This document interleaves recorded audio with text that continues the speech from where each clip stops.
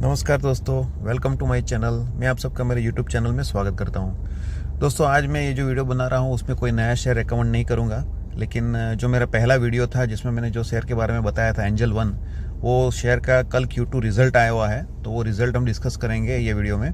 और मैं दोस्तों हमेशा ट्राई करूंगा जो जो शेयर्स में वीडियो बना रहा हूं वो सिर्फ एक वीडियो बना के नहीं छोड़ूंगा, लेकिन जब भी वो शेयर का कुछ रिजल्ट आएगा, क्वार्टर रिजल्ट आएगा या ईयरली रिजल्ट आएगा, तो रिजल्ट भी हम ये चैनल पर डिस्कस करेंगे। जिसके रिजल्ट डिस्कस करने से क्या होगा, आपके मन में एक अलग लेवल का कॉन्फिडेंस लेवल होगा वो कंपनी के बारे में। जब आप कंपनी का रिजल्ट देखेंगे, कंपनी का प्रॉफिट देखेंगे, कंपनी का रेवेन्यू देखेंगे, कंपनी का EPS देखेंगे, तब आपके दिल में एक अलग लेवल का कॉन्फिडेंस बढ़ेगा और आप सेंसेक्स और निफ्टी को देखना बंद करेंगे और ये शेयर का प्राइस देखना चालू करेंगे। तो यही मेरा मोटो है रिजल्ट डिस्कस करने के पीछे। तो बिना टाइम वेस्ट किए मैं पहले कंपनी का रिजल्ट ओपन करता हूँ। ये कंपनी का Q2 का रिजल्ट है, कंसोलिडेटेड रिजल्ट है। जनरली कंपनी का कंसोलिडेटेड रिजल्ट ही देखना चाहिए, स्टैंड अलोन रिजल्ट के ऊपर कंसोलिडेटेड रिजल्ट मेन मैटर करता है मेरे हिसाब से। तो ये कंसोलिडेटेड रिजल्ट है। रिजल्ट डिस्कस करने से पहले मैं आपको कुछ चीज़ें बता देता हूँ। रिजल्ट जो है वो पूरा रुपीज़ इन मिलियन में है। ये कंपनी का टोटल इनकम का ये रो है।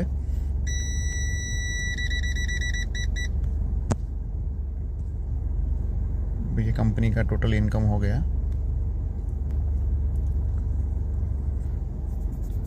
तो आप देखेंगे तो कंपनी जो Q2 2022 में रेवेन्यू पेश किया है वो 745 करोड़ है। Q1 same financial year Q1 में 684 करोड़ था और Q1 last financial year Q2 में 536 करोड़ था। तो आप देखेंगे ये फाइनेंशियल में कंपनी ने 684 से जंप लगा के 745 करोड़ तक सेल्स किया है।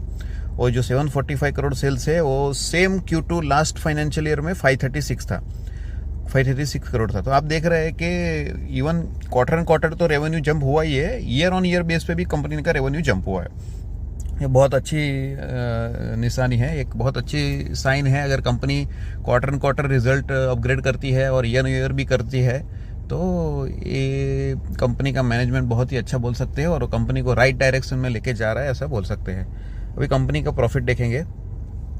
ये टोटल कॉम्प्रहेंसिव इनकम जो होता है, टोटल कॉम्प्रहेंसिव इनकम X111 जो है रो, उसमें देखेंगे तो ये कंपनी का कॉम्प्रहेंसिव इनकम रहेगा। Q2 अभी जो दिस फाइनेंशियल ईयर Q2 में कंपनी ने 213 करोड़ का प्रॉफिट किया है। सेम फाइनेंशियल ईयर का Q1 में कंपनी ने 180 करोड़ का प्रॉफिट किया था और 134 करोड़ प्रॉफिट था कंपनी का Q2 में लास्ट फाइनेंशियल ईयर। तो आप देख सकते हैं कंपनी ने ये क्वार्टर में लास्ट क्वार्टर के हिसाब से भी प्रॉफिट बढ़ाया है और लास्ट ईयर का सेम फाइनेंशियल ईयर के कंपेयर में भी रिजल्ट बढ़ाया है। जनरली रिजल्ट का जो कंपैरिजन मेरे हिसाब से जो होना चाहिए, अगर आप Q2 का रिजल्ट कंपेयर कर रहे हो तो Q2 का लास्ट फाइनेंशियल ईयर का Q2 से एप्पल टू एप्पल कंपैरिजन होता है। आप Q1 से दिस फाइनेंशियल Q1 से नहीं करना चाहिए, क्योंकि क्या है, जो सर्कमस्टेंसेस Q2 में डेवलप होता है, जो सिचुएशन मार्केट में रहता है, वो हिसाब से कंपनी क्या परफॉर्म कर रही है वो हमको चेक करना होता है। That's why I always believe in comparing Q2 of this financial year and Q2 of previous financial year. तो आप देख रहे हैं कि कंपनी ने प्रॉफिट बढ़ाया है और बढ़ाया नहीं है, बहुत ही अच्छे तरीके से बढ़ाया हुआ है। कंपनी का हम अभी EPS चेक करेंगे। दोस्तों, EPS जो होता है वो कंपनी अर्निंग्स पर शेयर है, मीन्स पर शेयर कंपनी कितना अर्न कर रही है वो बताता है EPS। तो ये EPS का रो है। तो आप देखेंगे कंपनी ने Q2 दिस फाइनेंशियल EPS जो किया है 25.08 है। यही फाइनेंशियल ईयर का Q1 में कंपनी का जो EPS था वो 21.33 करोड़ था। तो कंपनी 21 करोड़ से सीधा 25 करोड़ नेट प्रॉफिट है। ये सॉरी EPS है। कंपनी का पर शेयर अर्निंग है वो बड़ा है। और सेम अगर आप देखेंगे लास्ट ईयर का, जैसे मैंने पहले ही बताया था, जनरली कंपैरिजन जो होता है वो Q2 दिस ईयर और Q2 लास्ट ईयर का होता है। तो लास्ट ईयर Q2 में कंपनी का जो प्रॉफिट था वो 15.98 करोड़ था। चलो ऑलमोस्ट 16 करोड़ EPS था। 16 करोड़ EPS से सीधा 25 EPS पे कंपनी गया है। दैट मीन्स ये बहुत ही सिग्निफिकेंट अर्निंग में बढ़ोतरी हुई है कंपनी की। और ये अगर EPS 16 से 25 होता है, ये इजी नहीं रहता है। बहुत कम कंपनियां इतना ग्रोथ रजिस्टर कर पाती है, still considering the market situation क्या चल रहा है अभी। फिर भी ये फिनोमिनल EPS ग्रोथ है मेरे हिसाब से। एक और चीज़ मैं आपसे डिस्कस करना चाहता हूँ। आप यहाँ पे देखेंगे,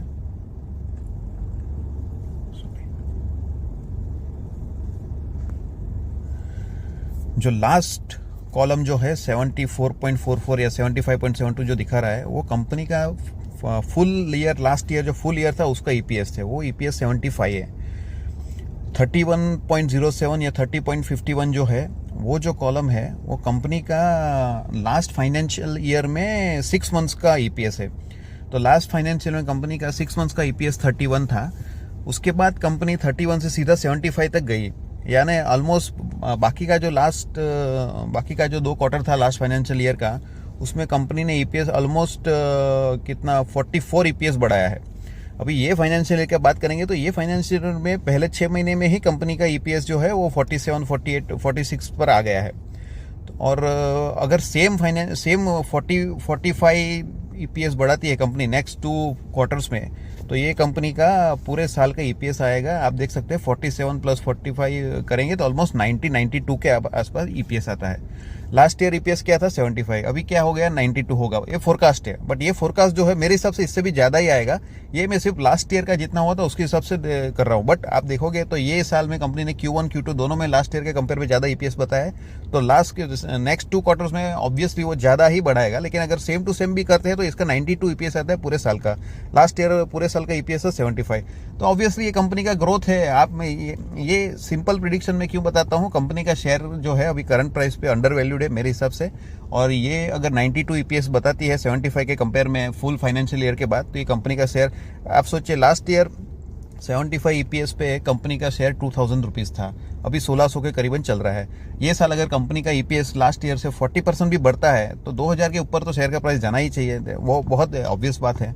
तो ये सब मैं ये एनालिसिस के पीछे यही आपको एक कॉन्फिडेंस लेवल आपको इंक्रीज करना चाहता हूँ कि कंपनी राइट ट्रैक पे परफॉर्मेंस दे रही है। और ये कंपनी का शेयर अभी जो है मेरे हिसाब से तो अंडर वैल्यूड शेयर में आता है। तो दोस्तों ये कंपनी का रिजल्ट डिस्कशन था। और एक चीज़ मैं आपको बताना चाहता हूँ, आप मार्केट से कुछ डरिए मत। इंडियन मार्केट का ट्रेंड ऊपर ही है। आप कल देखो US मार्केट में बहुत बैड न्यूज़ था, फिर भी US का मार्केट रिबाउंड होके डाउ ऑलमोस्ट 3% चढ़ा है। क्यों चढ़ा है?